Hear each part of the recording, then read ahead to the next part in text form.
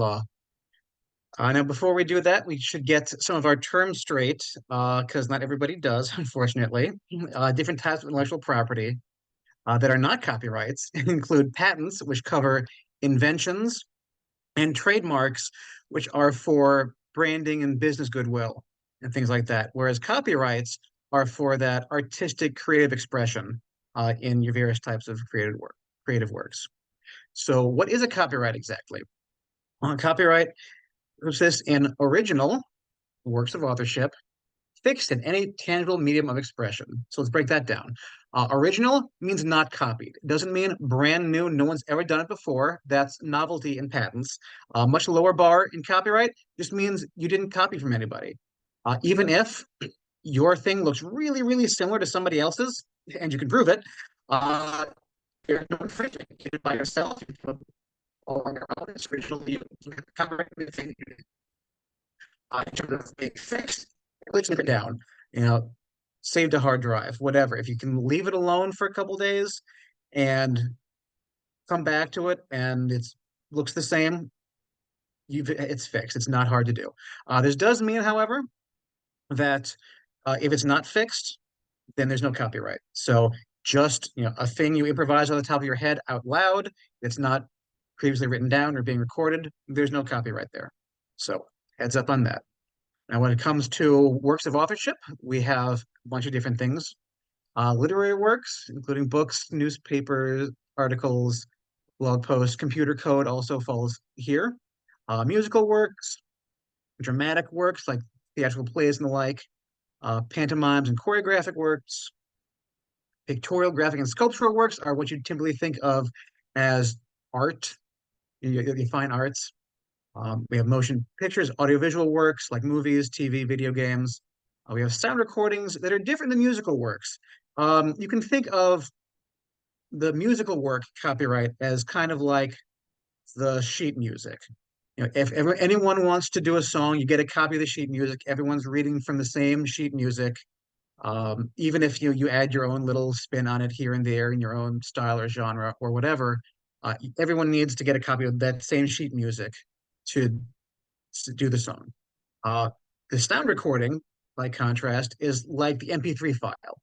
So if someone's going to go into your actual recording file, copy and pasting out of it, it's not on recording copyright. It might be the musical copyright if you own that too.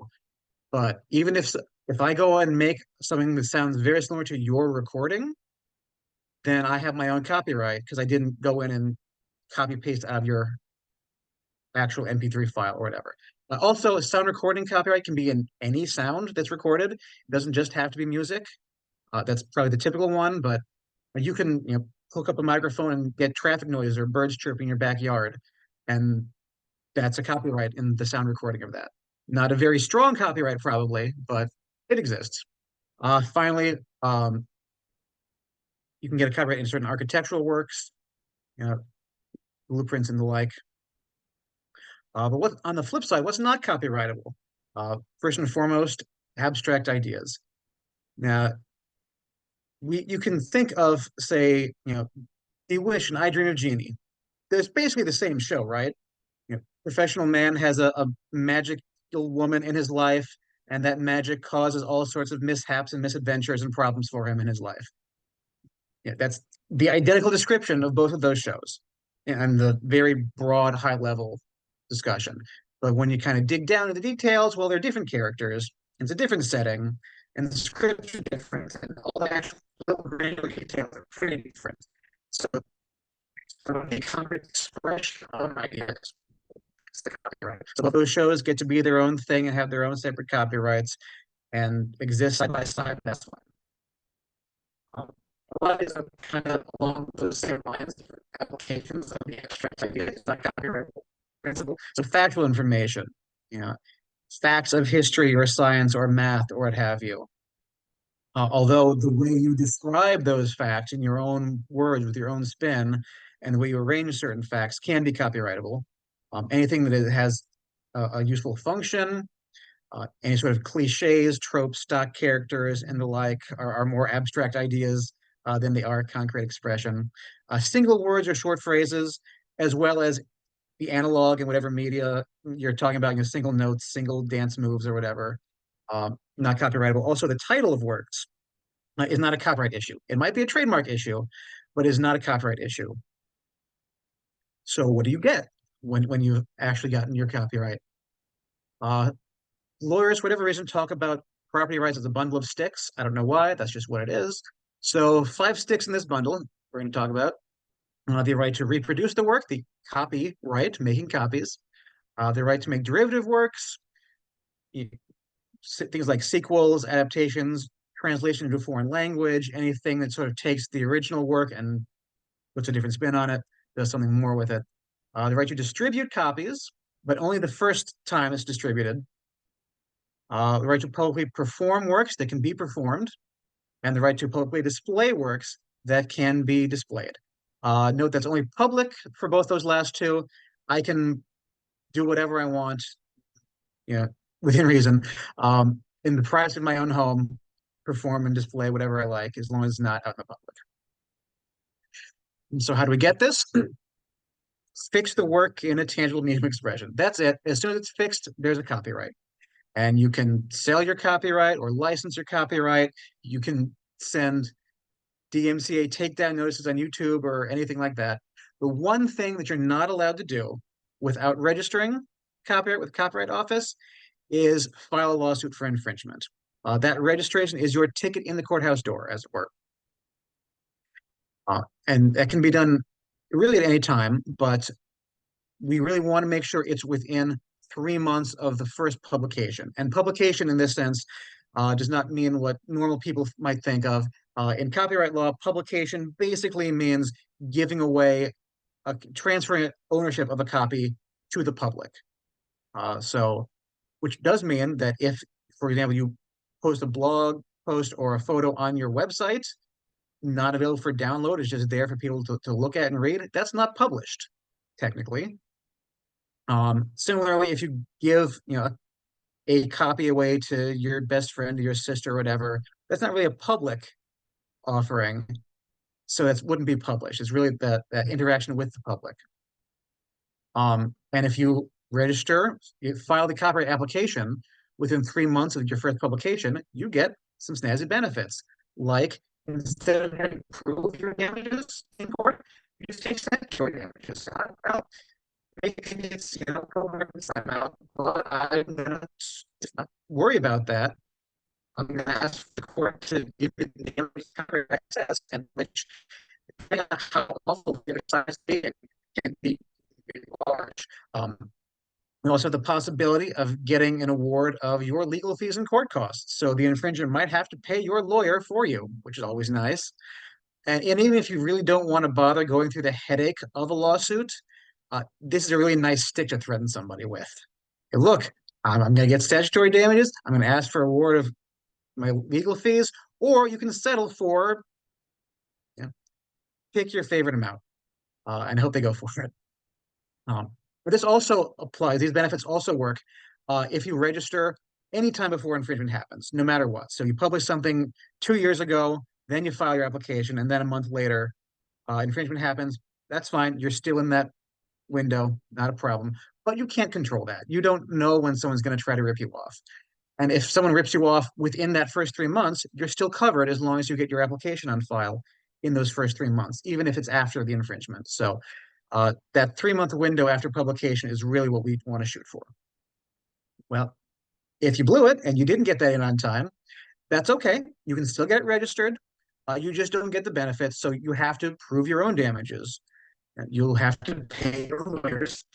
And also, if you need to tell us on something right now, can pay an extra special handling fee to the Copyright Office, and they'll get your application processed in about a week's time, they say. That costs $800 on top of whatever the filing fees are also. So try not to be in that situation, but it's there if you really, really need it. Registration is not that expensive, typically. There are various options. Typically, it's going to be around 65 to $85 or so. The important thing to note, though, is registration typically covers one single word. one book, one painting, one whatever. However, there are some options for multiple works to be registered at once. For example, 10 unpublished works of the same type. So 10 short stories, 10 videos. It has to be the same, not two videos and one short story and five photographs or anything like that. Same type of work. If you have now, you get 20 different recordings, long worth, the work, line notes, all that stuff, standard you. You can have up to 50 online literary works, like blog posts, essays, short stories, whatever you have at once. Also up to 750 photographs taken in the same calendar year. And of course, it's a lot more technical and complicated than that, but that's sort of the high level view. This is all the high level view. So if you have questions, uh, this is really just your information. You know, you can spot the issue. Oh yeah, he talked about that. Let's talk more about that later.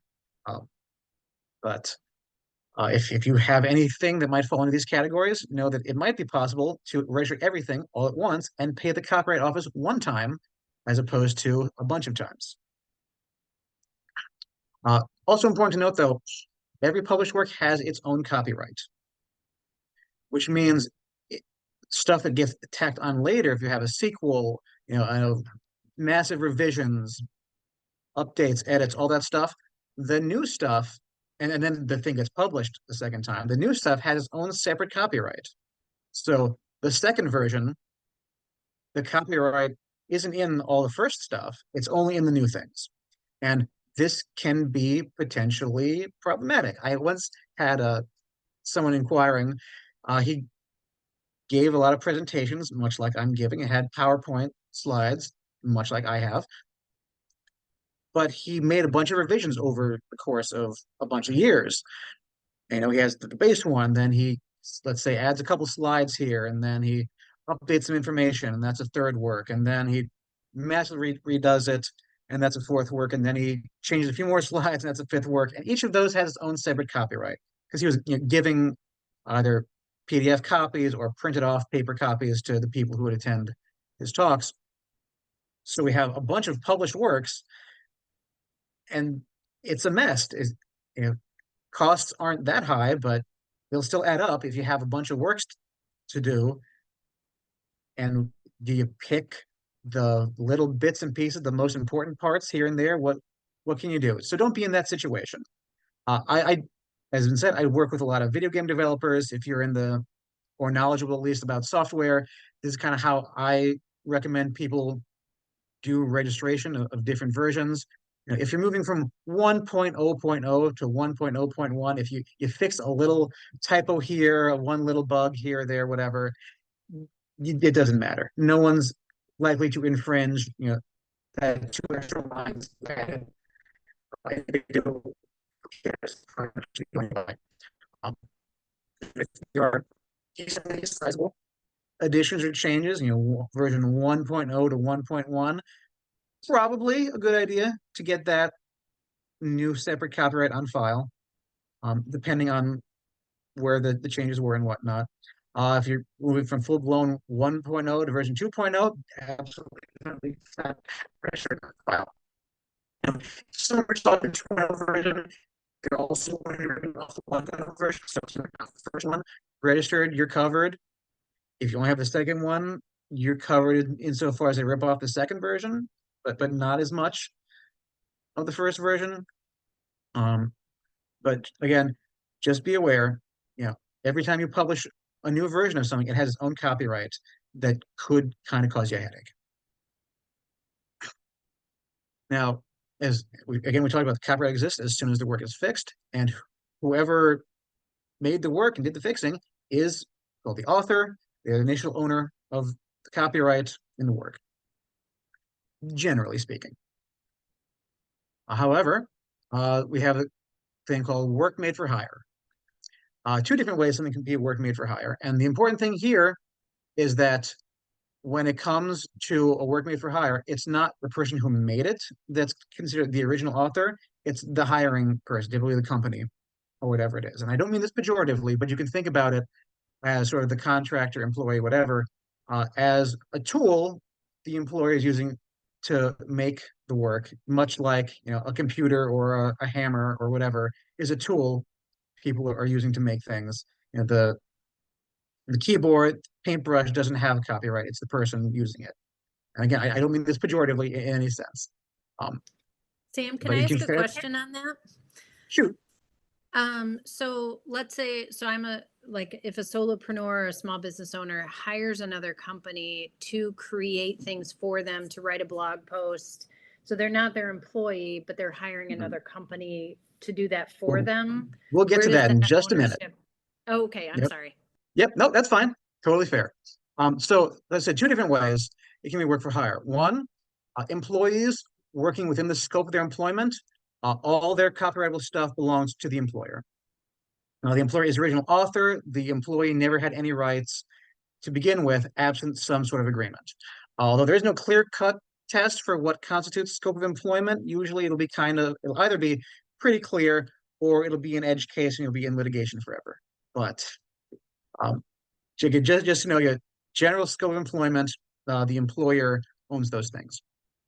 Second way, it can be for independent contractors, a commission work, but there are some more hoops to jump through. One, you have to have a written agreement that says this is a work made for hire. And that should be signed before the contractor starts working at all. But second, the work has to fall within 9 specified categories. So if it doesn't fall within any of these categories I'm about to list, it cannot be a work for hire. We'll get to what else it can be in a minute, but our categories are contributions to a collective work, uh, part of an audiovisual work like a movie, a translation of an existing work, supplementary works that sort of supplement a work like forewords, illustrations, charts, indices, all that stuff, um, compilations, special texts, tests, and answer tests, and axes. I didn't say the thing you're hoping to be more for hire, and it's your right. So what if it's not? That's okay, almost. You can still acquire everything by assignment. So if you're having people come in, do stuff for you, create your logo, do your website, write you a little jingle, uh, or even if it's a pre-existing set of artwork or jingle or what have you, you can buy the copyright. That's fine. Important to note that for an assignment or even an exclusive license, like I'm the only one allowed to make and sell copies in North America. No one else is, even you. Um, any exclusive rights and copyright must be in writing to be effective. Otherwise, it's not an assignment or an exclusive license. If there's no written assignment, written signed agreement, it's not. And it now you get something. I mean, if you hire somebody to design your new website, you're not forking over hundreds of dollars out of the goodness of your heart. You're expecting something back. And so there will be some kind of implied, not exclusive, but implied license to do something with the assets you received from the developer. But we probably won't know what exactly the scope is until either you get an agreement in writing after the fact, or a jury tells us because things didn't go so well. So get those in writing. Now, this matters uh, for multiple reasons, but here's a big one. An assignment and work for hire are pretty much the same, except uh, when it's an assignment, whoever made the thing is the original author, the original owner. And after some kind of license or assignment, after some copyrights are given away, eventually the original author has a right to take all those rights back. Even if the contract says, no, you're not allowed to. The copyright law trumps that and says, we don't care. Yes, the author has the right to take everything back. There are some pretty nitty gritty timing requirements here. Basically, within about 35 years, that you have the right to take everything back. Now, you have to send a notice of termination, and that has to be within a certain time frame before termination happens. So the notice has to be sent in 25 or 38 years of when the thing was given away. Termination therefore happened between 35 and 40 years. have works that have been given away, about that time frame, you have the right to take everything back. But again, this is really technical and detailed and a lot of little technicalities. So again, this is just a heads up.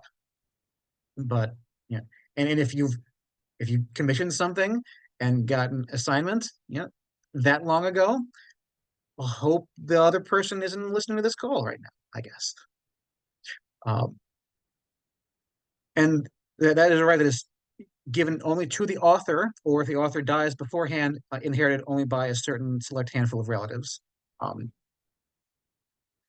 so now we get to fair use, which is one of the most misunderstood or perhaps most willfully misapplied doctrines in copyright law.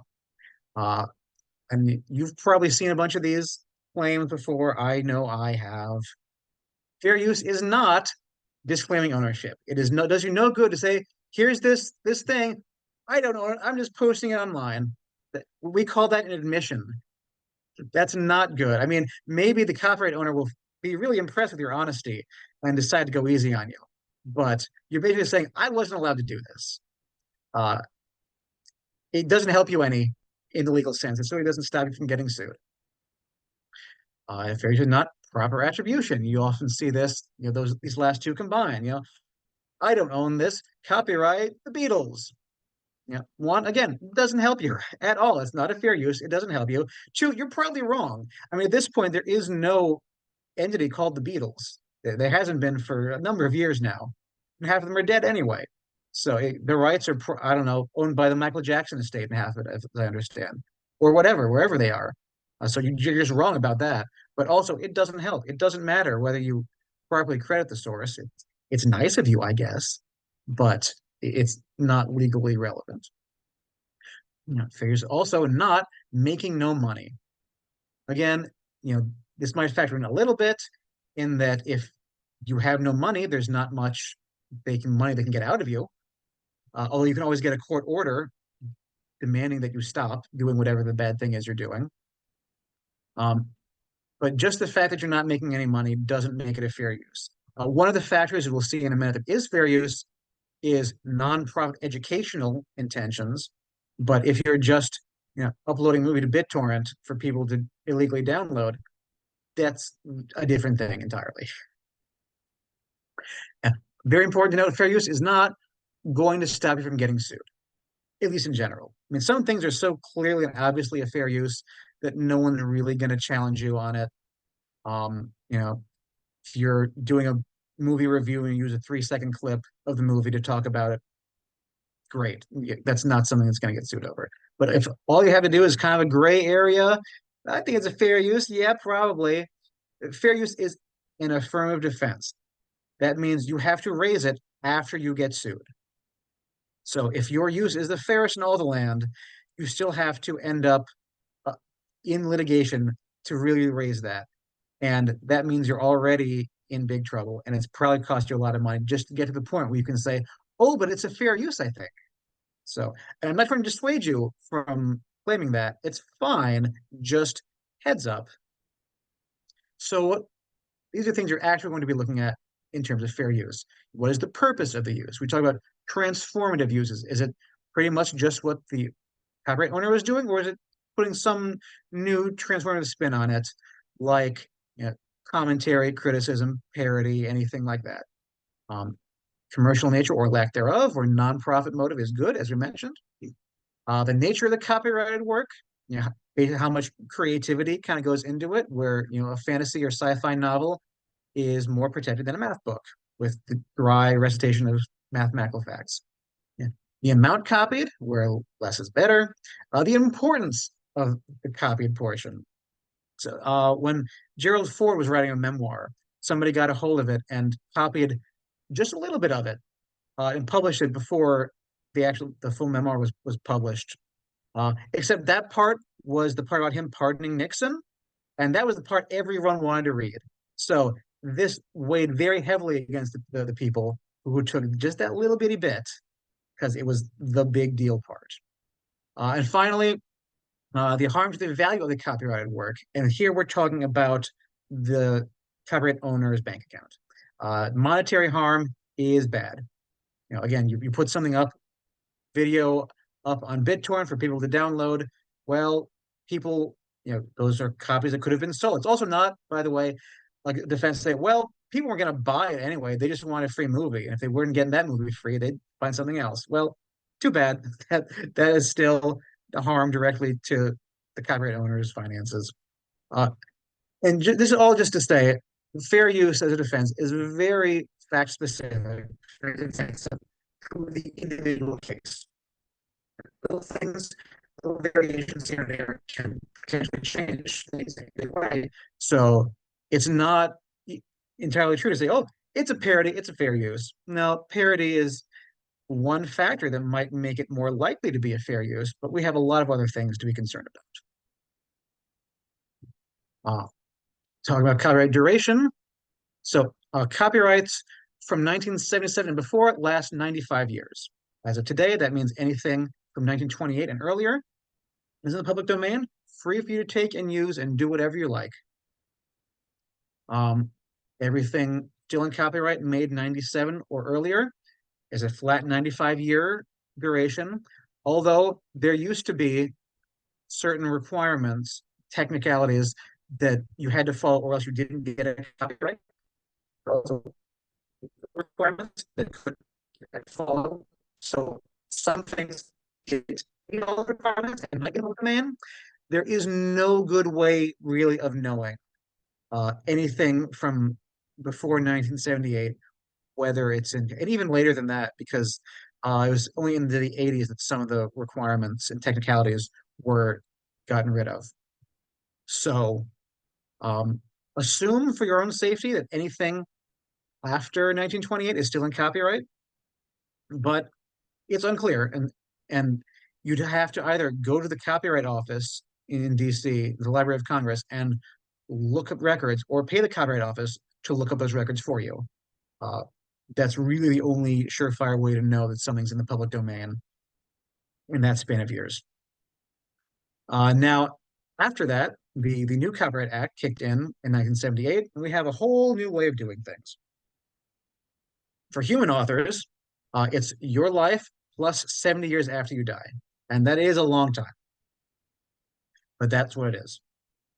For corporate authors, for biz entities and whatnot, also, if it was published anonymously or pseudonymously, because we don't know whose life to measure by, it's a flat 95 years, much like the earlier works. One wrinkle, if it was created over 120 years, the copyright expires even if it was never published. But again, about 95 years is your basic benchmark, which means those copyright laws. So let's tie everything together. You probably heard humans in the public domain right now as of today. That is false, actually. What is in the public domain is the short Steamboat Willie. And I think there's a second one also that was also made in 1928, but Steamboat Willie for sure. So that means if you can find it in Steamboat Willie, it's in the public domain. Which means if you can't find it in Steamboat Willie, then it's not in the public domain. The mouse on the left is fair game. The mouse on the right is not. Even the shorts of 1929 are still in copyright. And so you need to be really careful what you do with it. Now, we need also, on the Mickey Mouse note, talk a little bit about trademarks. Like we said, trademarks are for branding. They represent business goodwill and identify the source of goods and services. And the issue here is likelihood of consumer confusion. Are consumers going to think that my product and your product are related somehow when they really aren't? Are they going to be confused about that? And trademark infringement is using basically similar marks for similar goods and services. Now, there's some overlap here with copyright law. Here's the Mona Lisa. She's long been in the public domain since before there was copyright law to have a public domain in the first place. Anyone is allowed to make a print of the Mona Lisa, make the Mona Lisa a character in your movie. If you want the Mona Lisa to come alive and eat people, write that book. Go for it. It's fine. Not a problem. But what if I take the Mona Lisa and slap it on a wine bottle and start selling Mona Lisa wine? That's my brand. That's my trademark. That's fair game. I'm not infringing anybody's copyright, and I'm gaining trademark rights in that because I'm using it as my trademark. And we can get into way into the weeds of whether something is actually a trademark or just a pretty ornamental design. Let's not go there right now. Let's assume I'm doing it properly. I can have Mona Lisa brand wine, and you're still allowed to, make prints of the Mona Lisa and turn her into a character in your book or whatever. What you're not allowed to do is slap her on a wine bottle and sell Mona Lisa wine. That's my trademark. So when it comes to Disney, they have a lot of trademarks. I haven't gone through every single one to check on that, but I do note that Disney has put the little Steamboat Willie whistle clip in front of a lot of their animation recently. And part of me wonders, are they going to be saying, yeah, that's our trademark now for animation? Yeah. And if you start slapping it on products, like here's a mug I found online. I don't know whose mug that is, who sold it. Um, is that a problem? Are you creating some sort of trademark issue? In this case, probably not for me to get the ways of science and whatnot. But the point is, these things can overlap. And just because something's in the public domain for copyrights, there can still be trademarks attached to certain specified goods and services. And so if you're going to use Mickey Mouse on anything, absolutely talk to a lawyer. Do not even start thinking about this until you've gotten some legal advice because it's going to be a mess and Disney will eat you alive with lawyers. So that is what I have to say about copyright law. And there is a lot more that could be said. I had semester long class in law school and we still didn't touch on everything. But this is a bunch of stuff you should know to give you a firm grounding on your rights and other people's rights that you shouldn't step on and give you a good path forward with what you might want to do next. So, with that said, let's open it up to questions. Sam, could you give an example of like, just for like a solo business owner or a small business owner, the things that they're creating on a regular basis, like social media or even their logo or Mhm. forms that they hand out, which of those things are appropriate for copyright versus trademark, or is it worth doing that for something for like a Sure. workshop or? Yeah. In terms of forms, it's unlikely there will even be much of copyright there at all. Just, it's dry recitation of facts. Put your name here, put your address here, put, you know, whatever it is. There are cases, where people try to copyright forms and the courts say, nope, not enough there. I'm not saying it's impossible, but I mean, the question to ask yourself is, and pretty much for everything, do I care? Is there enough here I really am desperate to protect? And if it's a very dry, generic form, the answer is almost certainly no. And the answer is almost certainly you couldn't stop them anyway. But um, in terms of logo, definitely. Like if you have the enough artistic, creative stuff, if it's just a fun business name, that short words, single words, short phrases, not copyrightable. That's a trademark, though. If there's a graphical component to it, if you have purple unicorn plus your business name in purple font, okay, that's the unicorn is certainly copyrightable. The package deal and any individual thing, I could do a whole other thing on trademarks. Um, but that could be a trademark. That could be a number of trademarks, and the logo itself would be copyrightable. In terms of social media, we talked about the short on. It depends on what it is. If it's little blog posts or whatever, that's one thing. If it's photos, that's a separate thing. Those are all possible to lump into some of the group registrations I talked about. Um, you know, do you, and again, though, do you care? How much do you care? If you have, you know, any given tweet, are you going to be really upset if somebody copies it? I don't know. Maybe, maybe not. Hopefully not too much. Um, all your stuff. Like, a lot of this comes down to combination of your budget and your risk tolerance and how much you care. We can protect every single little thing. If money is no object, I'm happy to do it. Money tends to be an object, though. So it's really an issue of sort of taking stock of everything you're doing and all the stuff you currently have and picking and choosing what's the most important stuff. And then we can kind of, once that's taken care of, a little bit when it comes in, we can talk about some of the medium tier important stuff going down. But it really all comes down to what you think is the most important stuff and what you to take care of. So everything's going to be different. Also, if you're in the business of writing, posting, commentaries and articles, it's going to be a lot different than you know Dan's flood restoration stuff, probably. Although one thing, websites, I should note, websites are perfectly copyrightable. All the background code, all the art, whatever other stuff you're including, uh, can certainly be copyrightable. Uh, and make sure your web developer signs that assignment contract, because otherwise, who knows or at least have that discussion.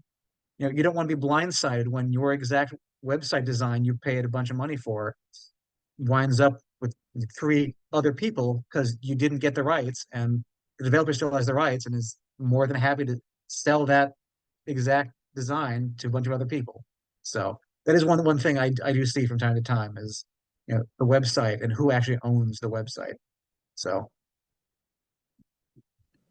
look out for that. Can I ask a follow-up to that? Absolutely.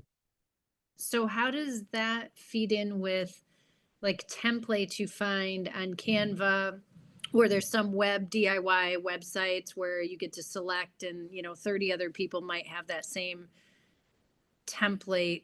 Can you use, like on Canva, could you use a graphic from them to put in your logo and then copyright the combination of that, or does Canva own that?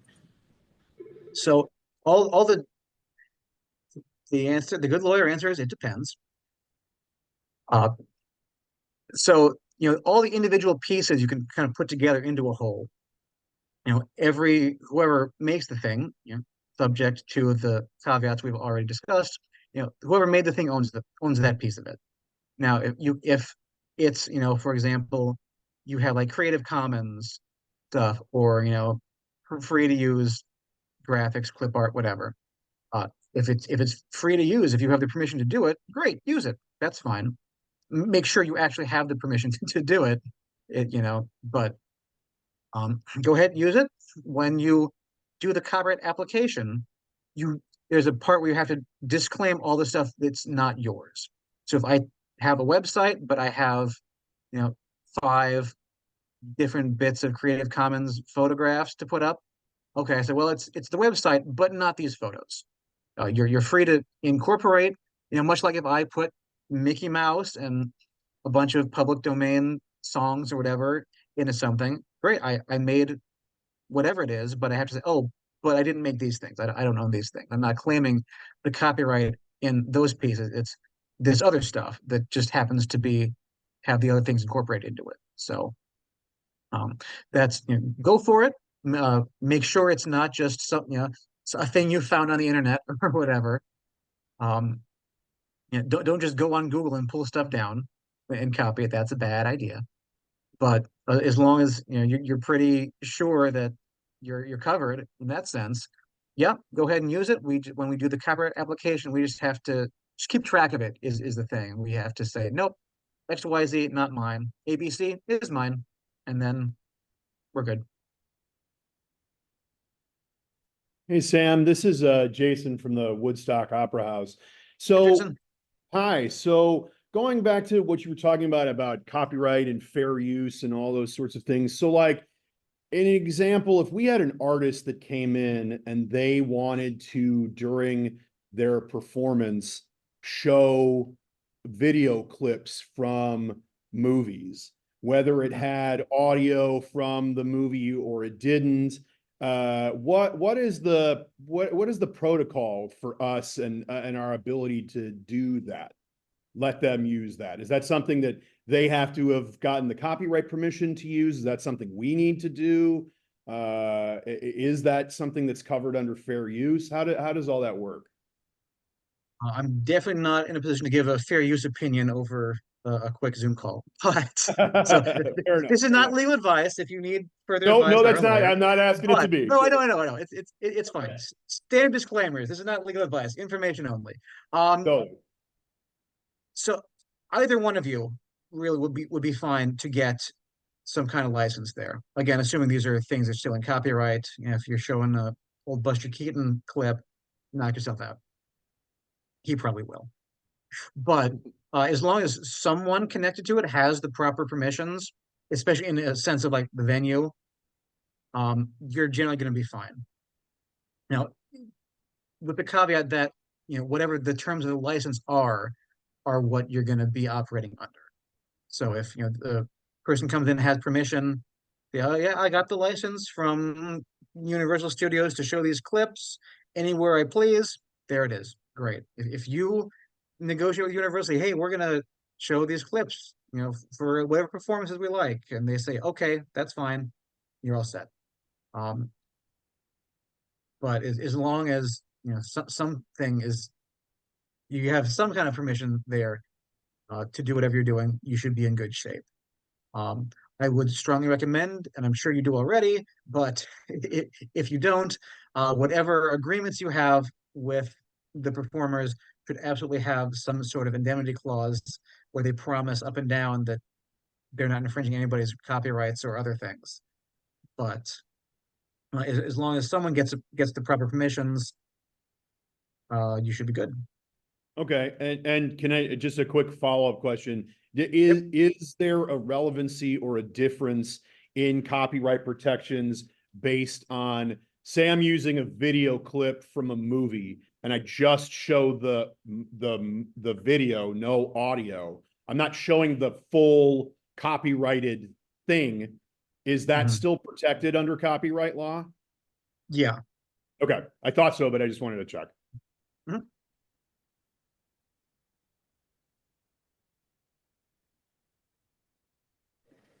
Sam, Okay, there's so can I ask sorry. one? Sorry, just one. So are like still images from a motion picture copywritten or Yeah. okay? Yep. Every individual frame, if you pull one of those frames down and blow it up and hang it in the middle of the public square, that's a public display Okay, of that piece of the movie. that's what I thought. Okay, great. Thank you. Yep. Sam, Lee J has one in the chat. I don't know, Lee J, if you can hop on and just ask the question verbally instead. Sure, I think Kim was before me though on hers, if that's okay. Uh, Kim, Whoever are wants to go you? first. All right, go ahead, Kim. Okay, my question was, if an employee creates something during their work time, but outside the scope of their employment, who does that belong to? Sure. So if it is now within the scope of employment is kind of the gray area sticking point. I mean, if someone's goofing off and writes, working on their great American novel on company time, that's unless you have an agreement that they're not allowed to do that and the company gets their novels, it's going to belong to the employee, but there will be employment law issues of why you goofing off on company time. Um, Now, again, the black letter law is if it's within the scope of employment, then it belongs to the employer. And if it's not, then it doesn't. The nitty gritty of is it in fact within the scope of employment will be where a lot of that's going to be a bit messier potentially. Okay, thank you. Hmm? So All Sam, right, I Lee put a J. couple questions in the chat. I know it's coming up on the hour, so I'll just maybe on the first one. We get clients that are getting scammed on pictures, for example, that were free on the web or in these open platforms to be able to pull with no copyright, and then all of a sudden they get pulled down and copyrighted, and then there's a request sent to the client saying, hey, you copyrighted this, you're gonna have to pay a fee and stuff like that. How do you combat those types of scams for clients? So someone is falsely claiming to be the copyright owner, or someone is falsely claiming that it was free? So it was free originally, and then within a certain amount of time, I guess you can copyright and then still have that copyright applied to anything that was used prior, correct? Okay. So well, as soon as the picture is taken, as soon as it's fixed, there's a copyright. And if I take my photos and I put them up online and say, hey, everybody, go for it. I don't care what you do, free for anyone who wants it. Whether that's just a statement like that or some of the more Creative Commons licenses aren't technically a legal thing. They're not like in the copyright law, but they exist in a robust enough form that they're pretty much that. They're a private way of doing things, but they're official enough. You know, however I do it, I put it up and say, "Yep, free to use. Go for it, everybody." And then people start going for it. Well, they're not infringing because it was completely within the scope of the permission I gave them. Now, do I have the right to take that permission back? Maybe. Again, we don't know. Nothing's written down, presumably, but then we have to deal with issues of fairness. Was this some sort of entrapment? People can be really bad about things, and court will say, "Well, too bad for you. Yeah, we're not gonna recognize that claim in this instance or whatever." But part of the issue is if someone says, "Hey, take that down now," if you can point back and say, "No, you said it was free earlier," then at least up to that point you're covered. Okay. Because yeah, I was doing things properly. You said I could do it for free, and I did it for free. Now, if you're coming and saying you're not allowed to do it for free anymore, now I probably have an issue and should take it down right away. Or as reasonably quickly as can be managed. But if you do that, then you haven't infringed the copyright because you were always operating within the scope of whatever permissions the owner was giving. So if now the issue then becomes proof. If you say, well, I got it for free online. Well, doesn't everybody say that? But if you can go back and say, no, here, look, Wayback Machines from 9 months ago says, here's a bunch of photos free for anyone to use. Well, I did that. And so then, in theory, they won't have much of a leg to stand on. Now, again, anyone can be sued for just about anything. You don't have to do something wrong to get sued, unfortunately. But if you can go back and prove, I was operating in good faith. I thought this was all in the up and up. Now you're suddenly telling me it's not. Well, at worst, that was innocent infringement, and the law caps that at a couple $100, which is still annoying, but not as bad as $750 or $150,000 or whatever it is. But at best, it's okay. You revoked your license. I'll change it now, but I was fine beforehand, so too bad for you. So just keep track of where you're getting things online is really the thing, and make sure you can actually document everything, because a lot of stuff just gets put up, some of it illegally. I can steal your photos and stick them on my website, and you can copy it from me, and that's still infringing somebody else's copyright. But as long as you can document, no, I thought this was fine, and it really is a reasonable claim. Not, I thought it was okay to put home movies on YouTube. How was I supposed to know? That's not it. But if it's, hey, free photos, I'm the copyright holder, you can use these for whatever you want. Yeah, that sounds pretty reasonable to me. And unless you have some clear reason to think otherwise, go for it with, but be prepared to have to take things down later, maybe if something happens. Gotcha. Thank you. Does it help to put like for personal use only or things like that on, like if you were doing a free download off your website, like a PDF Mhm. kind of thing? Yeah, yeah. I mean, if that's the restrictions you want kind of set on that, that's fine. I mean, you as the owner, you get to set the terms of how other people use your stuff, generally speaking. Now, what does personal use mean? We can argue over that. Some, am I suggesting you need to have, robust 2.5 page licensing document for everything you want to put up for free? I mean, sure, I'll suggest it, but I don't expect it. Um, but the more sort of loosey-goosey open-ended you are, the less clear it is for people who might want to use your stuff and where those lines are. So, you kind of take no, not a huge risk probably. Some things are clearly for personal use and some things are clearly not solely for personal use. If you're really concerned about some of that gray area, then maybe be more specific or just stop caring. It's always an option.